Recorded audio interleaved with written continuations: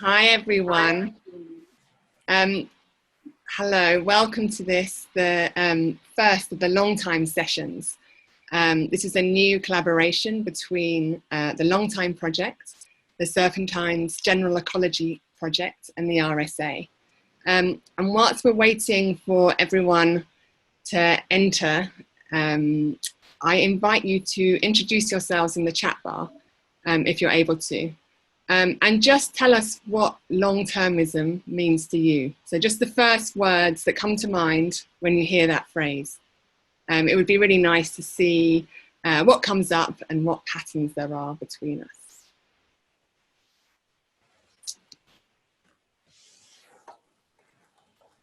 Okay, I can just see a few more people coming through. It's great, there's so many of you.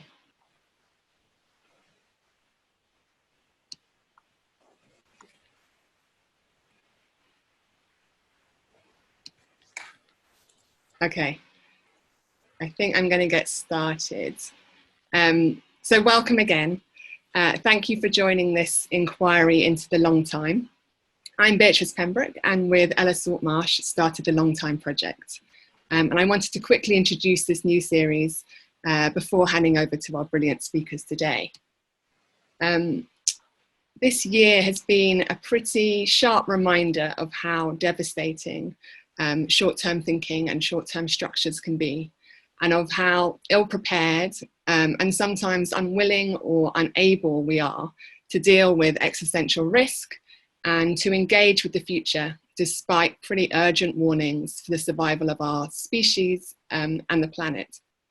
As humans, we suffer from a kind of present bias, and our political and social and economic systems lock us into these kind of short-term behaviors, which is cemented by 24/7 rolling news and an ever-present notification culture. And of course, the opportunities to be able to find the time and the space to reimagine and shape the future are not equal. Roman Krasnarek, the philosopher, has said we are effectively colonizing the future. But we have the ability to change this. And I think we've all felt this real sense of possibility in this current moment, the opportunity to do things differently, the pandemic, Black Lives Matter and abolitionist movements, and other things have all revealed there is this great desire to embrace change. So as governments and societies are kind of announcing plans and thinking about rebuilding, this seems a pivotal moment to consider the lives of future generations and start testing how engaging in the long term can affect how we behave in the short term. And we started the Long Time Project to kind of tease out some of these tensions and possibilities around this, and really believe that to develop more long-term attitudes, art and culture are crucial, even more so in this precarious moment for arts and culture itself. They're foundational to shaping how we think, how we feel, how we question, connect, and how we reimagine. So given that our future is so unpredictable, perhaps it's more about our capacity to care about the future, which is crucial to our ability to preserve it. So through this long time series, we invite you to think not just about long-termism, but long-timism, so that we learn from existing tools about exploring the future, but also find creative ways to look back to our ancestors, into deep time, to think about our own relationship with death and with other species, and to learn from other cultures and their rituals and how they kind of leave a legacy for future generations, in order that we might find a more emotional connection and care for a world way beyond our lifetimes. So we're thrilled to have joined up with the Serpentine and the RSA to gather these different voices and initiatives which are developing long-time thinking across different disciplines. And over the next 4 months, we'll be hearing from geologists, philosophers, politicians, Indigenous leaders, activists, artists, and many others. And our next session is on the 23rd of July with the geologist Marta Ferreira, who's the author of Timefulness. And she argues for a more kind of polytemporal worldview to embrace these overlapping rates of change that our world runs on, especially the powerful changes that are mostly invisible to us. Our thanks to EIT Climate Kit for their support to make this possible. And on the Serpentine end, this series is part of the activities of the developing General Ecology Network, which is supported by AxAT Partners Grants. So I'm really pleased to kick this conversation off with Ben Vickers, CTO of the Serpentine, and to my mind, a person of magic. He will introduce our brilliant panel and this session, which draws on the work of future art ecosystems and sets out some really timely principles and possibilities on the critical role of artists and art institutions in shaping a long-time future. And I think an excellent way to start this long-time sessions. So Ben, thank you so much. And to all our speakers, thank you. And over to you. Thank you, Beatrice, for the introduction. Hello, everybody. So I'm going to give a little bit of an introduction before we get into the discussion. It's quite a compressed session. So today we're here to talk about the long term and specifically why a future-orientated approach to building systems for the support of the arts is really important during a moment that's very much like shaped by the impact of advanced technologies. All of the contributors today in this discussion are playing a kind of pivotal role in shaping that. What binds this constellation of guests is really a progressive approach in their work, and also the fact that through a series of interviews, they contributed to a report that the Serpentine is launching today called Future Art Ecosystems, which is this first inaugural issue is focused specifically on the intersection of art and advanced technologies. But I think that today we're going to also try and take a kind of broader look at the present context for that. This report was co-produced with Rival Strategy, and we've got Marta with us today, who is part of the production team. The report was created for practitioners and organizations across the cultural sector in order to provide strategic analysis and recommendations on how to engage and understand emergent change within a strategic long-term view. And I guess when we speak about ecosystems, definitely our work at the Serpentine is very influenced by writers such as Ursula Le Guin, who show in their work and the kind of theoretical output that they produce that it's the interrelations between things that is what constructs our world. And when we talk about ecosystems, we're talking about a kind of sphere of activity. So the organizations, the institutions, the individual actors, and the policies that come to shape these worlds.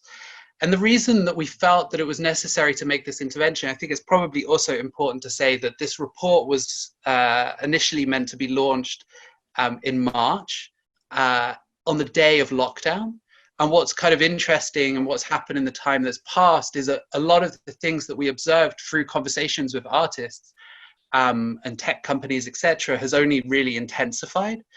So in some ways, what we're writing about is more relevant than ever, but it's as a result of this kind of compressed timeline where everything is accelerating.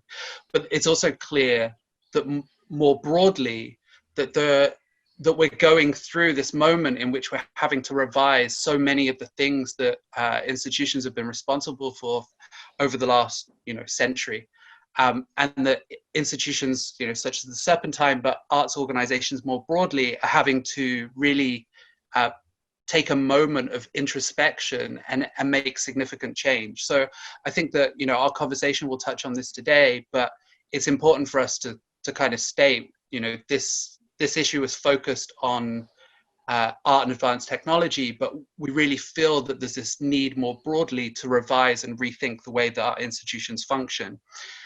And some of the kind of principal questions that the report was asking was like, how can artists and art organizations contribute to more strategic thinking to develop longer term outcomes for the field as a whole? What if artistic thinking could play a role in reshaping and rethinking our long-term future? How is the role of artists being redefined and reorganized today? And I guess pivotally, can early stages in experiments by artists using technology be replicated at scale to inform, influence, and remake the technologies that are driving the construction of the future? And I think a good kind of reference point is something that Benjamin Bratton said: in today, technology is what we would traditionally understand as politics. And I think it's clear that whether it's from artificial intelligence being informed by data sets that represent historical bias, whether it's blockchain proposing complete disintermediation and redefinition of systems of governance, emerging biotechnology that is raising questions in terms of how we might edit our DNA and construct the human going into the future, that whilst many of these things are presented as new and often ahistorical, it's very, very clear that these are raising questions that, you know, have been asked for millennia. And so I think that is like an important connection to this idea of thinking in deep time and not allowing ourselves to kind of get too carried away with what we think is new and prescient. All of these questions are particularly important in a moment in which big tech share price is doing better than ever, and consolidating even more significant parts of existing industries. And also in a moment in which governments are injecting large stimuluses into the economy and into specific industries in order to try and preserve them. So, you know, this comes at an urgent time. So no better than to have this discussion today. I'm just going to introduce each of our panelists up front. So joining me today is Marta from Rival Strategy. Sorry, I referenced this directly. Marta is one of the co-founders of Rival Strategy alongside Benedict Singleton, and she also teaches at the Royal College of Art and is a design specialist for the Design Council. We also have Julia Kaganskiy, who is an independent curator and cultural producer working across art, design, and technology. She is currently curating the forthcoming AI, Ethics, and Health season at the Science Gallery in London. And previously, she was the founding director of New Ink, the first museum-led cultural incubator. We also have Carmen joining us from Hyphen-Labs. So I'll just introduce Hyphen-Labs. Hyphen-Labs is a London-based design studio composed of an international team of engineers, scientists, architects, and artists who use technology to explore absurdities that emerge at the intersection of technology, art, science, and the future. Carmen is one of the co-founders of Hyphen-Labs, and her work creates experiences that physicalize and virtualize her intersectional experience through an aesthetic framework of science fiction, futurism, and surrealism. Carmen has a background in structural engineering and speculative design. So thank you all for joining us. And with that said, I'd like to kick off the session with a question that's kind of revolving around this issue of time and how we think about future, etc. So when the future is deployed, one is often attempting to conjure an alternative future for the existing reality, to tell a story that others may want to participate in or contribute to. This is very often a hallmark of discussions of technology and speculative practices, and this is very present in art practice today. So with this in mind, I wanted to ask each of you how you make sense of this, what your relationship to the future is in your work, and whether it is a linear projection, and how you might consider maybe deep time as a sort of refrain for that. I don't know who wants to start. I guess, I mean, maybe Carmen, if you want to start, because the word future features a few times in your bio. Sure, yeah. So how does the role of art play to help us rethink the future? Is that kind of what and how do we use time to like look beyond the present? Is that what you're asking? Yeah, particularly in much of your work, you outlining these kind of speculative scenarios that is presented in new forms of technology. But I think that when we say the future, it's often a very kind of thorny, you know, whose future? Yeah, I guess we look at different scales of future. We look at the future of the, like, how are we going to get through today in order to get into tomorrow? and feel empowered, or feel like we're able to experience like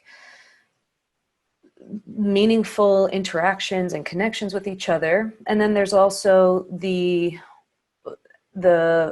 bigger scale future of like 10 years or 20 years, and then there's the 100-year future. Something I think that we often think about in terms of our previous or our past lives, our past generations, our histories is always tied to our grandparents or the ancients that worked in order for us to be here now.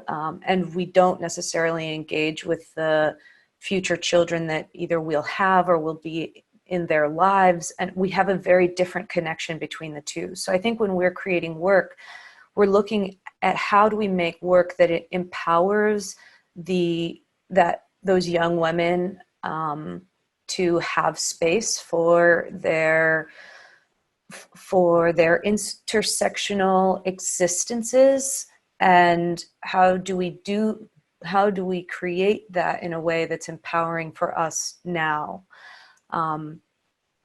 and how do we test ideas now that don't exist? There's so many holes in the existing structures that don't respond or even like validate us as individuals, or maybe, I mean, as women, as biracial, as others, as those who don't fit into some kind of cookie cutter, stereotypical recipe for success. And so we have to really build that. And so when we think about future and what that looks like, we can't depend on the existing structures because they don't serve us. They won't. We see in our present people who are able to have funding, or like when we're getting into the more granular, how do you make art? You need money. Who gets that money? We see that people who look like a certain kind of person fit into the recipients. And that's changing. But I think that what we're trying to do within our group is figure out where do we fit in that, and how do we use the now to empower us to create structures for not our children nor our children's children, but the more interdependent communities that are going to come out of this terrifying reality that we live in. Thank you. Julia. Yeah.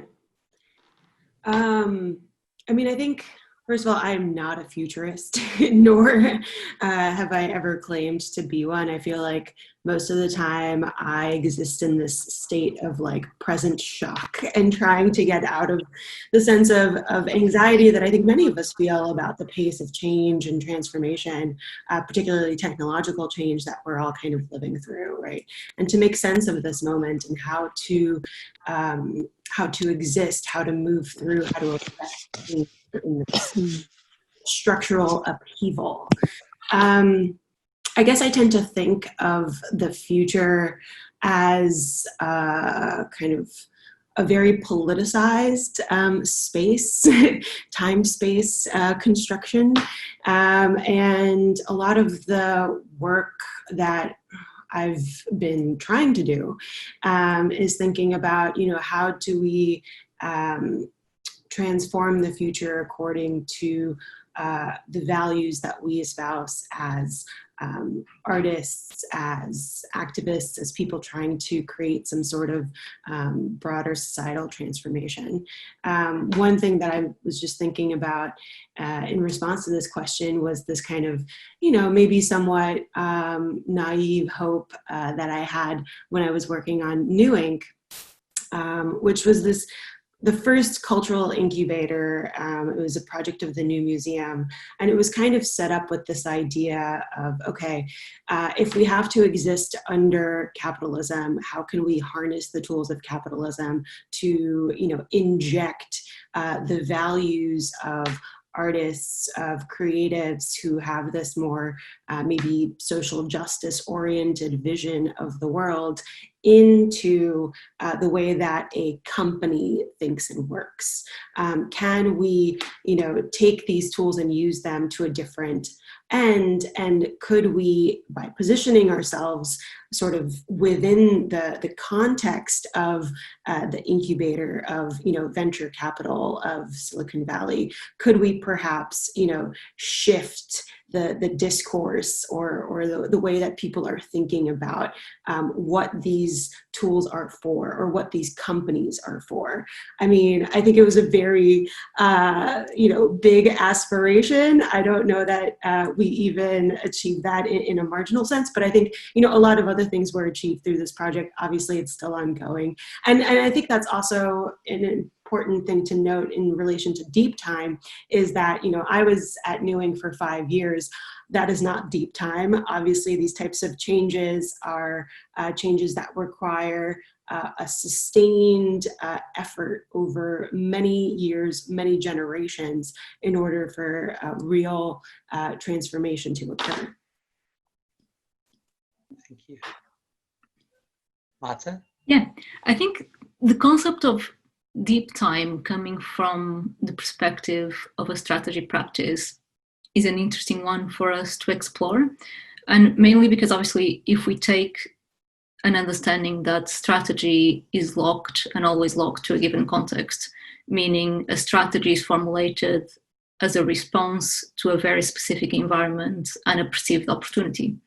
And the perception of that opportunity for us is really more anchored around the imagination and the imagination of that opportunity and the imagination of a certain future, right? So like in that sense, strategy, yes, is deeply time-based as a practice, but at the same time, there are some limitations of the consideration of deep time within that sense, right?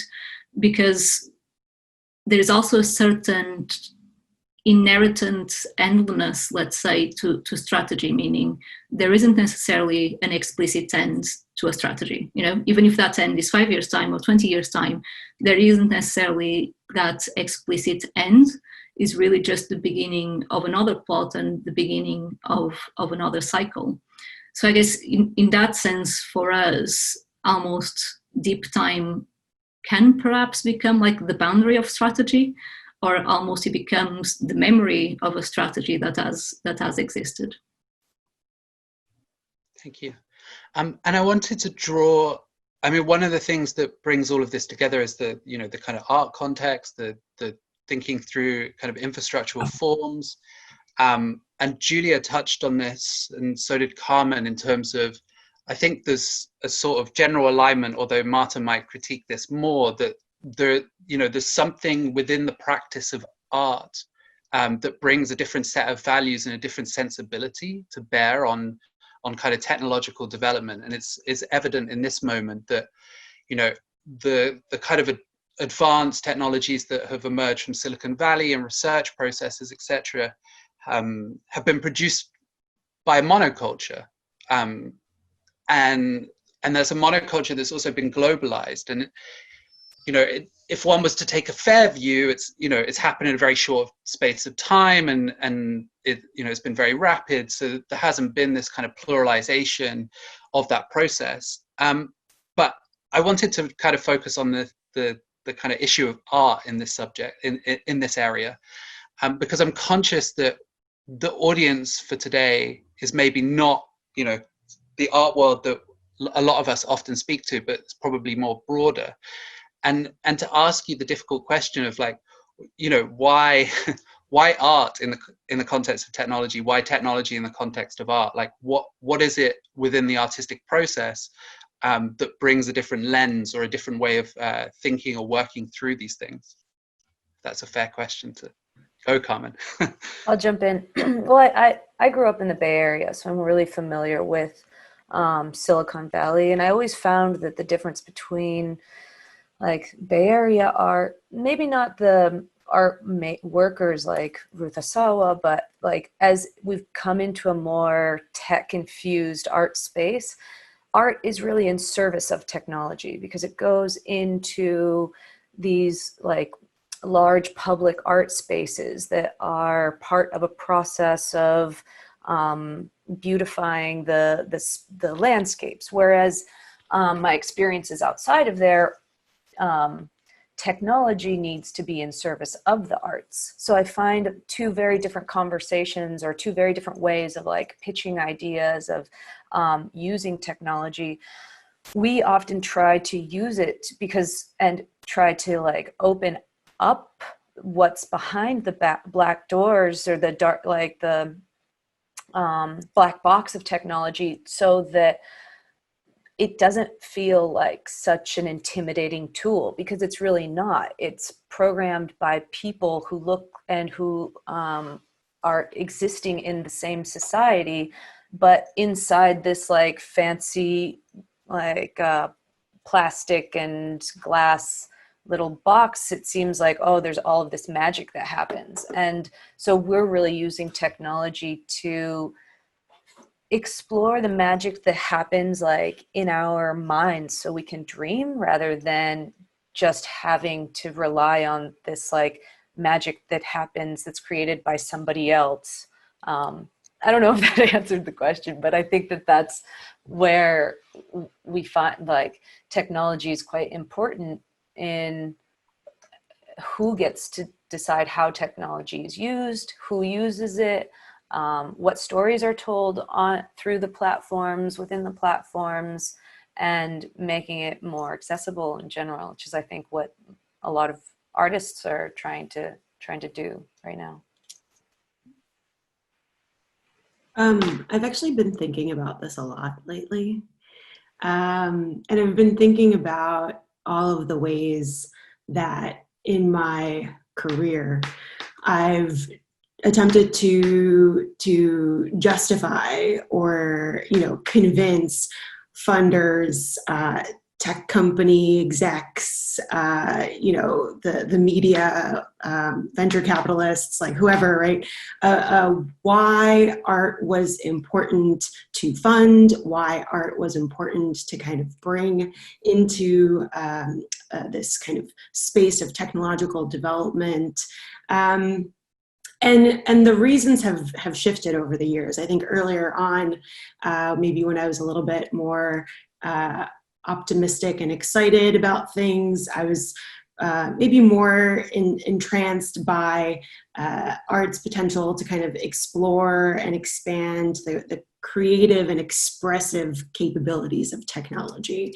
Then it was maybe focused on how art can open up the horizon of possibilities. It's a divergent way of thinking. It can, demonstrate, new capacities for innovation.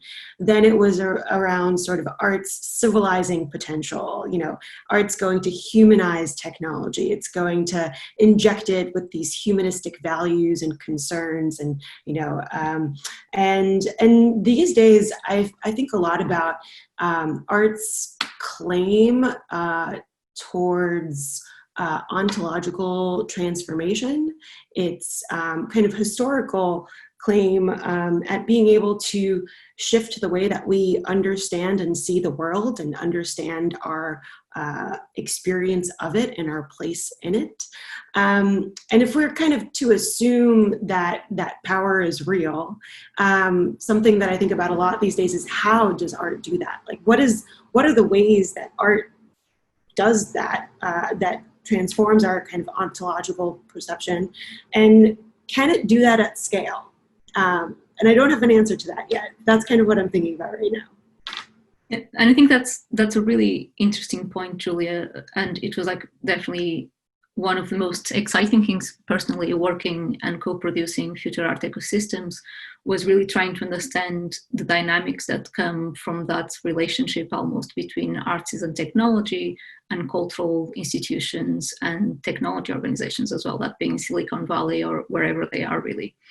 And one of the interesting things for us, and related with what Julia mentioned, I believe, is really understanding that we are talking about two worlds that usually occupy very different cultures, right? And even how value is generated or value is understood within a technology practice is majorly by mass use and by mass distribution. Whereas if we understand how value is at least traditionally perceived within the art world or the art industry, is the opposite, right? The value is almost in the scarcity of the output and circulation as well. So I think from our perspective and some of the subjects that we've explored with future art ecosystems is really understand what role can then the artist play within technology in almost reimagining and reconstructing what value is being generated and how people understand that value as well. And obviously, personally, there's something that, once again, like really interests me and excites me, is really also trying to understand the role that art and artists can play in using technology to provide alternative approaches to non-technological fields as well. And one of the cases that we talk about, amongst many others, but one of the cases that we talk about within future art ecosystems is, for example, the work that forensic architecture is doing, of using technology, but using technology to provide an alternative approach to a non-technological fields, that being, in some cases, the legal sector. Something that comes up for me when you guys are speaking was also the idea of like translation, because we're all receiving these same gadgets, these same technologies, and how we work with people who come from different cultures and speak different language, and we also find that language can be a big barrier to our understanding of each other and our experiences. So we use technology as a common language to express and translate the experiences that we have, the meaning that we're trying to relate to the other, and the things that are happening in places where we don't understand the language, or we don't understand, and we don't know how to access the culture. We don't know how, but we care for each other immensely, and we want to figure out ways to understand and connect to each other. So in a way, sometimes I find like my best days are the days without technology, but other times my most connected are the ones with technology, and using things like game design, screen-based images. I've found that art historically has always translated what's happening in the present on a canvas, or through writing, or through whatever medium was considered classical art or fine art. And now that definition is kind of being broken open, and we're still trying to translate by using, a lot of times we're using metaphor in order to do that. And technology doesn't necessarily have that metaphor yet, because it feels so literal. It feels so steel and glass and inorganic. So I think it's been more of a struggle to use technology to create and not actually render those metaphors, but for its place in our society to then show us really what's happening in the present and in the past and for the future. But I think that also speaks, and I'm conscious of time, but just like very quickly, I think that for me, Carmen, also speaks to the relationship and to the engagement of artists and technology at the point of innovation versus at the point of invention. So that being at the point of innovating ways of working or certain outputs or even technology that already exists, versus being there since the beginning in actually having a say what the technology is and actually inventing new technology, which will then generate very different outputs in its own right as well. Great. One thing I realized that I didn't signal earlier is that we, in about 10 minutes, we'll shift to a Q&A. So if people want to, in the chat, be putting in questions, and maybe we can also organically just kind of pull them in if they come up. But I think that one of the things that's worth touching on here, and I'm kind of curious of your perspectives, within the art field right now, there's this kind of sort of renaissance of these moments that have happened historically, where there's been an involvement of artists, whether it's the kind of classic Rauschenberg and Bell Labs and EAT, etc. Now, obviously, as time passes, whether intentionally or unintentionally, like different histories are erased and rewritten. And so I think, there were one example in the report is that we interviewed Rebecca Allen, who is somebody who has been an artist and basically invented Google Street View, Google Glass, etc., like 10, 20 years before it happened, but has not been recognized for that either within the art world or the technological field. So there are many examples of this, but I wondered if there are examples that you've been looking to that you feel that, whether it's within the lineage of art and technology or adjacent kind of lineages that are kind of crucial to reshaping what we have now, because it is often those kind of limited versions of history that shape the way that we conceive of it in this moment. I don't know who might want to take that one up.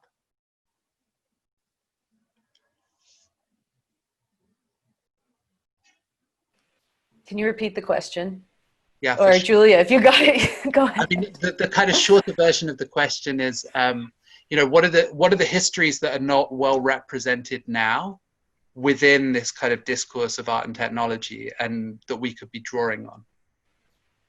Anybody but the people who make it now?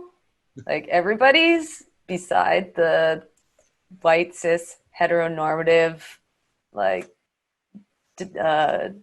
representation of what is normal and what it means to be successful. I don't know, that's... Julia, do you have any other... No, I mean, I was just thinking a lot about how the history of technology and the history of art is always being rewritten to account for omissions and erasures that have taken place. And I don't necessarily have a specific example to cite in terms of an important history to be looking at, or at least not a history to rediscover, let's put it that way. But some of the work that I've been thinking about, at least in relation to deep time and the things that you're asking here, is earthworks and land art and things like, Robert Smithson's Spiral Jetty, or to take a slightly more kind of technologically inspired example, something like Mel Chin's Revival Field, which uses kind of like a low-tech approach of these hyper accumulator plants to extract heavy metals from contaminated soil and essentially do soil remediation at a landfill site. And it's a project that will take, many, many generations to really materialize. But it is something that I think we can look to as existing examples within art that are using high and low tech technology to think about these kind of deep time artistic gestures, artistic infrastructures. Yeah. That's really interesting, because we're working on a story right now about a future where like humanity is having and is tasked to go and regenerate the soil and figure out how to that we become nomadic. We become we have different values that are interdependent with the earth rather than just exploiting it. And I think that a lot of this work that you're highlighting, whether it's from like in soil remediation through plants or through mushrooms or through other organic materials, like changing our time scales. I feel like there's been so many mediocre projects that have been green lighted in 6 months and are expected to be developed and produced, and so that we can all be in this art ecosystem of high productivity and with very little meaning, that we need to really like break up with that kind of art making process and be slower designers and like collectively say that this seems problematic, and even though you guys are funding this, there's important or there's more like our values are changing, our realities are changing all the time. So something that was important, this is another thing that we're working on, something that was important 5 months ago is totally different than it is today, and the work needs to reflect that. And I think we need to, as institutions or companies that are supporting artists and artists ourselves, we need to be flexible in what our outputs are and realize that maybe the pace at which that we're making at is really unsustainable. And especially with our work, because it's very digital. It can't just be sold at a gallery for whatever amount to sustain us to make the next project. We want our work to be free. We want it to be accessible. And so that comes with a very different strategy for how we create our own sustainability. I mean, just to say something in terms of from the kind of institutional perspective, because the idea of kind of slow programming is something that has been discussed internally at the Serpentine at the moment. And I guess it's like the operational challenge of that. Oh, yeah. You obviously have like the slow food movement and things like this that have been like incredibly successful in kind of growing a different kind of culture of production. And I guess it speaks to this kind of these interrelated complexities that we need to go through this process of undoing now. In terms of like how we can achieve slowness. I mean, the things that you're bound by from an institutional perspective is like, you know, you've got to get a certain amount of people through the door. You have to also produce these things to fundraise for. And it's a real challenge. And I'd be curious to hear from Julia and Marta as well, like in terms of, you know, what are the steps that need to be taken in order to slow these things down? I mean, I guess part of me wonders like how much of that inability to slow down has to do with working in contemporary art versus, you know, a kind of more encyclopedic, like historic art museum. I think, you know, the Met Museum in New York and, you know, the Tate Britain or the National Gallery work at a very different pace than the Serpentine.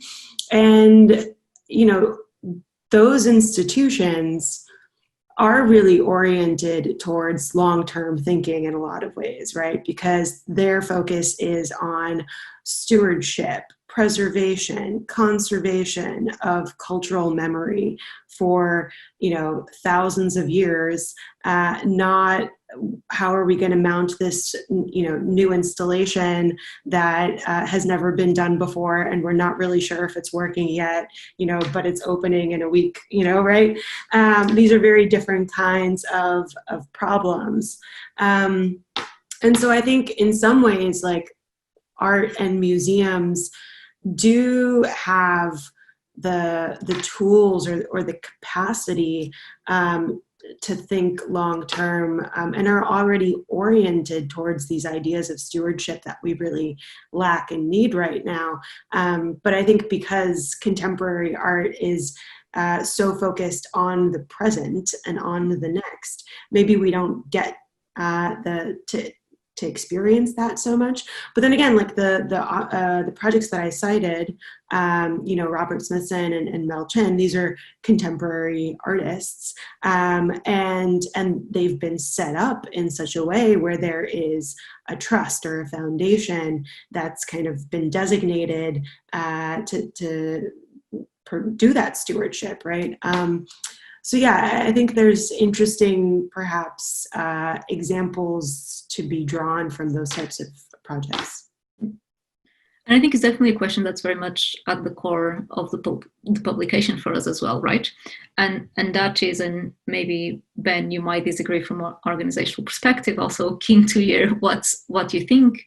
But if we consider the pace of organizations, as Julia mentioned, I believe like that's deeply connected with its geographical context, but actually, if we are quite honest, it's also deeply connected with these funding models. And the funding models also depend by country and by different locations and the like. But actually, it's more interesting to understand the tempo of those organizations being deeply attached to their funding. And for us, the funding is a core pillar of the infrastructure of those organizations. And if we are to try to construct any new kind of ecosystem, we need to start by really reconsidering what's the infrastructure that needs to be in place.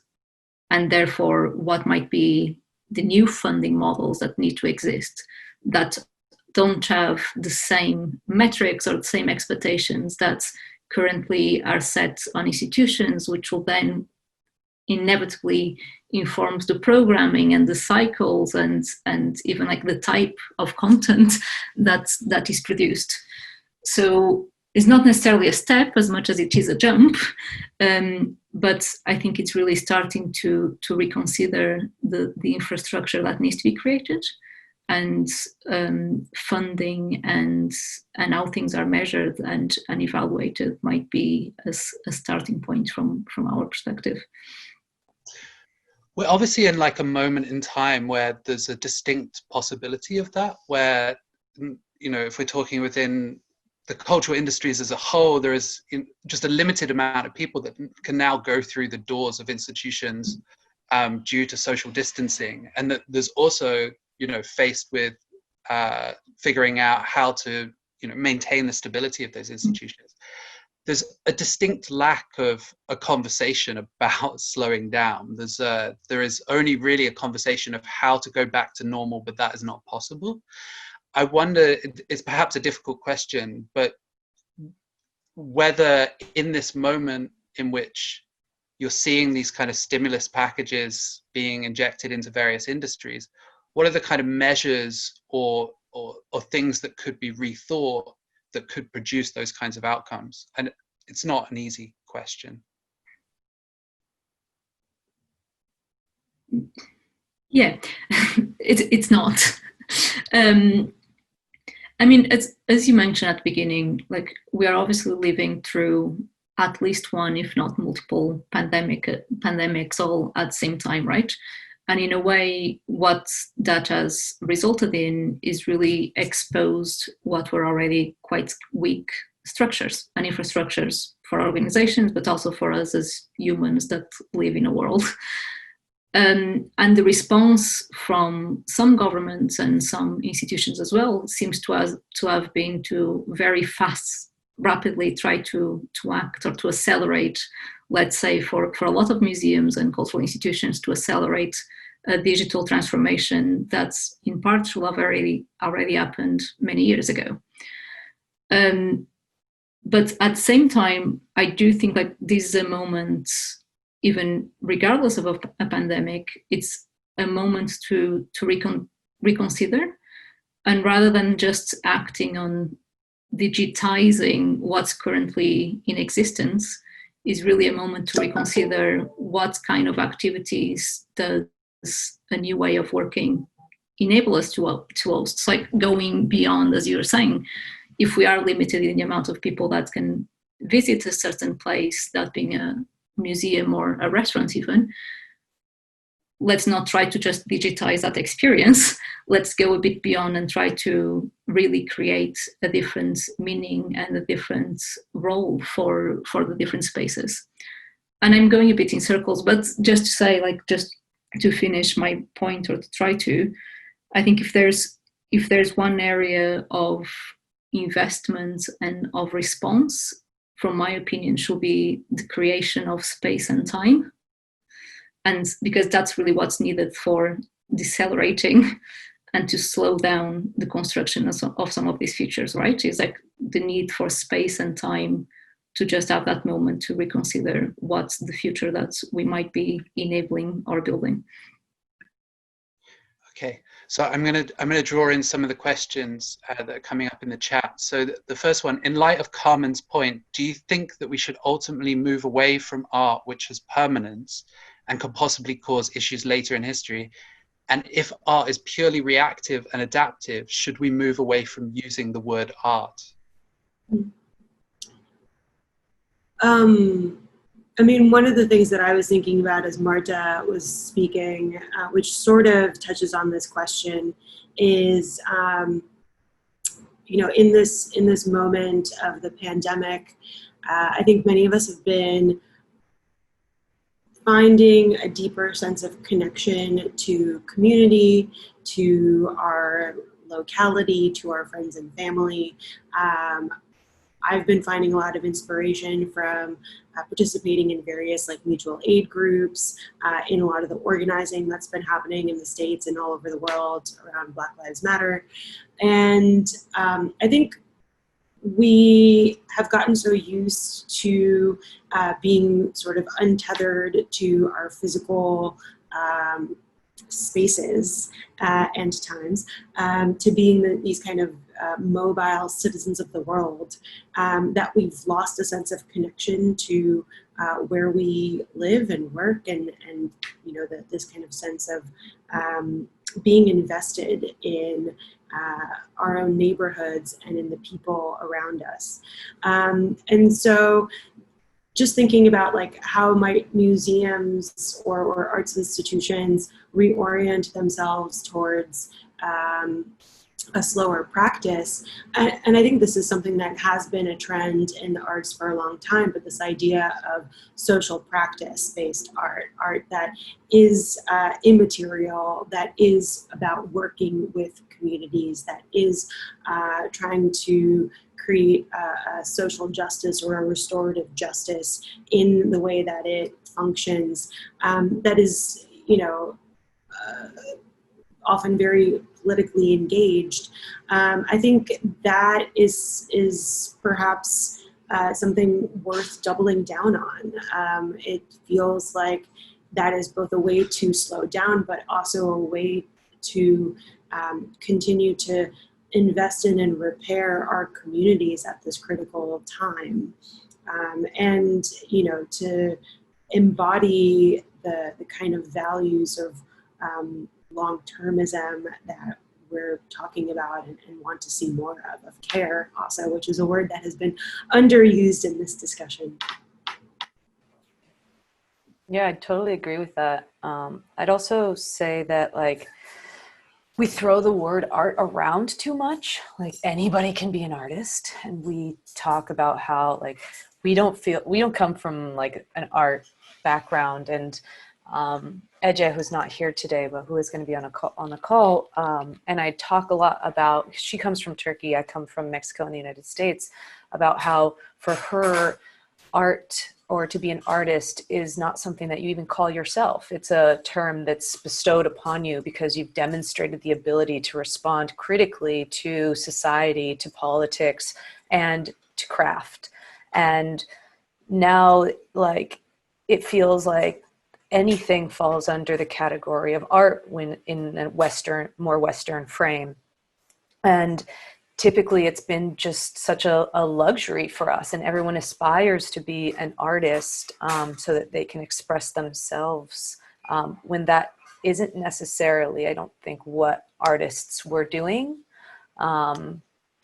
previously. And so the idea of changing the word of art, like, yeah, we call ourselves designers because we are inspired by art, but we would never consider ourselves as like trying to be artists. Maybe by the time we're like 70, we would be artists with a bunch of work under what we're doing. To be creatives, I think that's what we aspire to be all the time.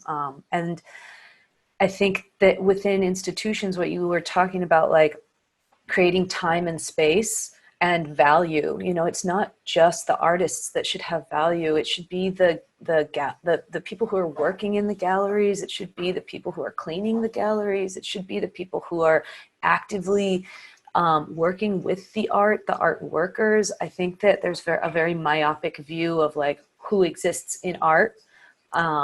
And we're not, I think, a social-based practice, which like Salome's work, for example, Salome Asega, she's really changing how she creates as an artist. And when it is a more collective production, it creates more value and nuance because you have intersections from multidisciplined individuals or age or ability or and experience, so that you're as a collective able to like celebrate everybody's lived experience and find a way to relate to the work itself.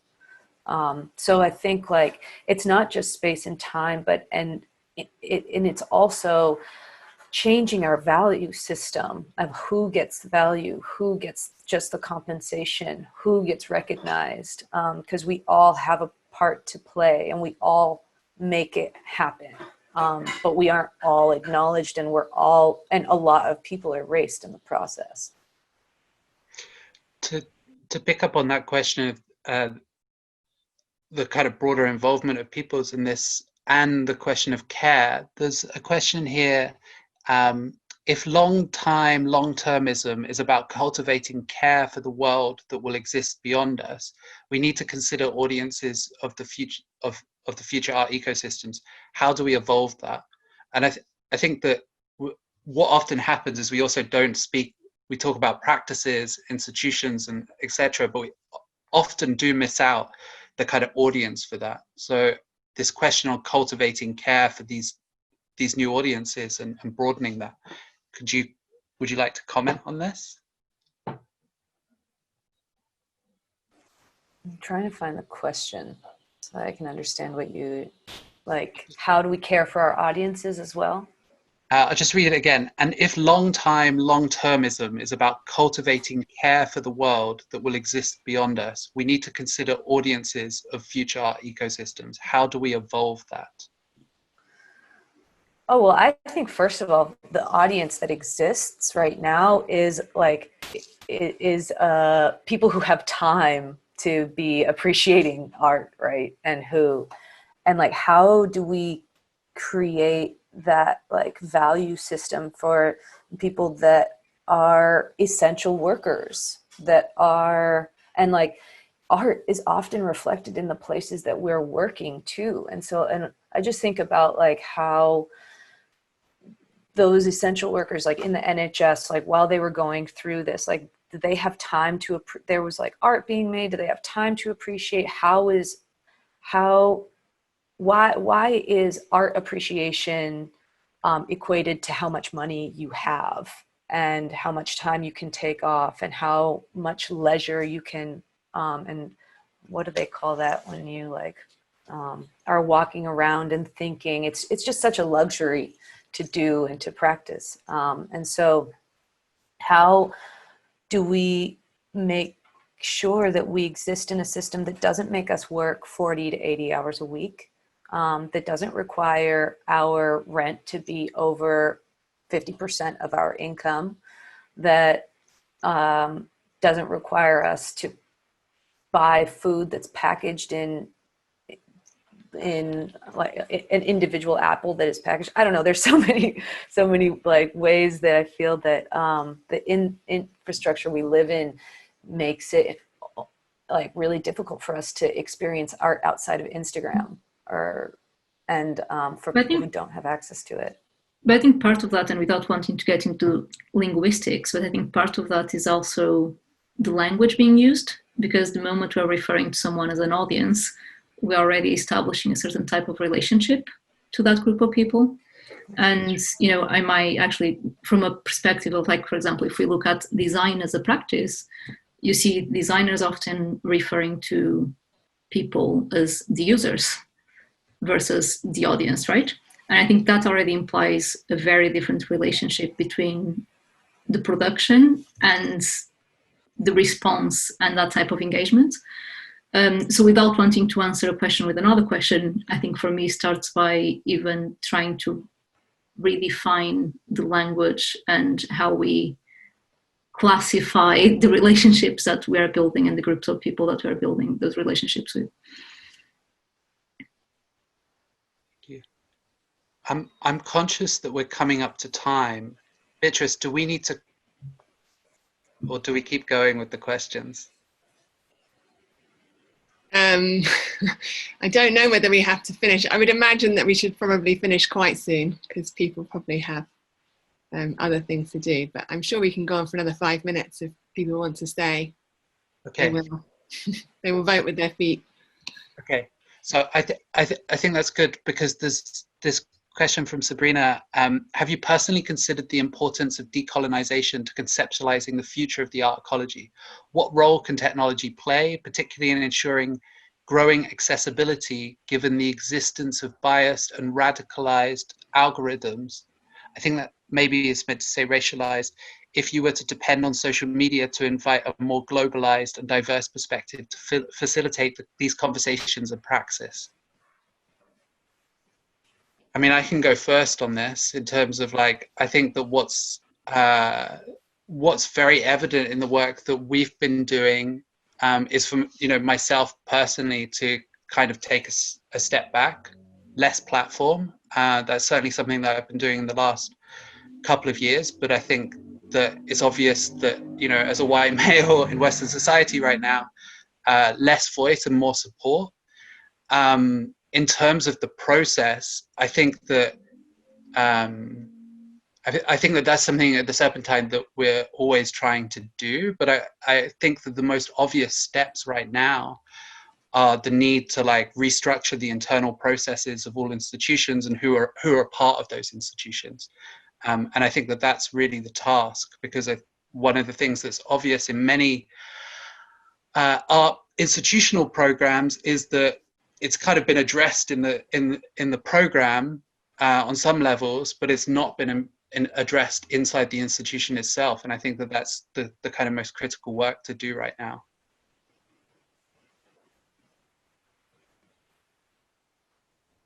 I don't know if anybody else wants to respond to the question.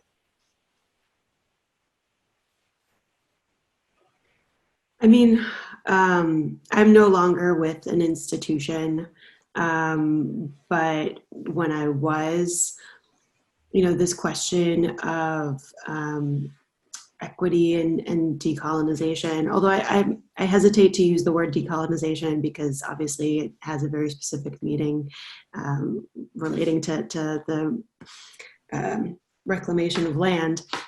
But, you know, in terms of looking at the organizations that we work in and perhaps have some power to wield in, and thinking about how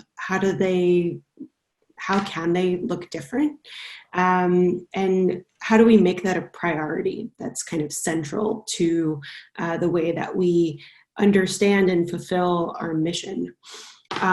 With New Ink, we very early on, you know, decided that if this incubator program was going to be a kind of a counterfoil to the incubators of Silicon Valley, that it would have to be incredibly diverse, that there would have to be women and people of color who are being represented as founders of companies, as artists. And our first year looked nothing like that. I mean, it was like a very white, very male, very kind of affluent space. But we decided to prioritized that as a concern and, hired someone to help us reformulate the program a bit to make it feel more like an inclusive space for people who might not typically see themselves as being welcome in museums on the one hand, or in the space of technology and entrepreneurship and innovation on the other hand. And once we started that process, we found that all sorts of other things about the organization had to change, from our funding model to our programming to the language that we use. And so it kind of created this ripple effect that had, in my view, a really important transformative effect on New Inc., which was, just one program, one kind of community space that was part of the new museum, but I think also, affected the new museum itself to a certain extent. And that's something that experience, I think, informs the way that I approach every single project that I do now as an independent curator. Just really thinking about how do we shift the focus of this work to make that act of decolonization central to the work itself.